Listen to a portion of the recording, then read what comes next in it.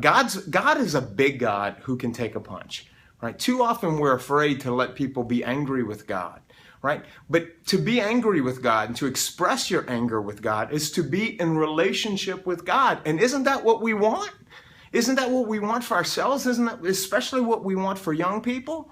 Right? And they grow up so, thinking that God is this delicate, fragile piece of porcelain that they got to be very careful, and hold the precious and not mishandle. God is a big God. God can take care of God's self, right? It's not our job to protect God from young people.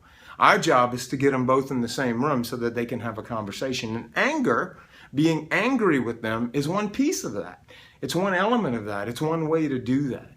So to let them be angry with God, and then to validate that, to be able to say something like, I can completely see why you would feel that way toward God. Nonsensical event happened, and look what it's meant for your life. It's meant this, this, this, and this. God completely can see why you would not want to believe in a God like that. That makes complete sense.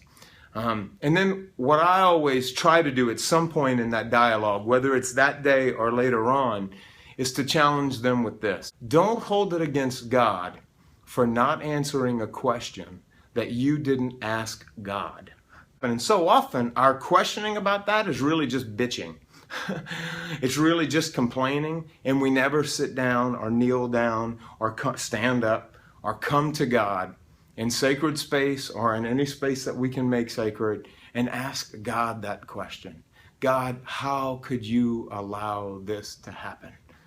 Right? And give God the space in prayer and contemplation and reflection to answer that question in the context of our lives, which He most desperately wants to do.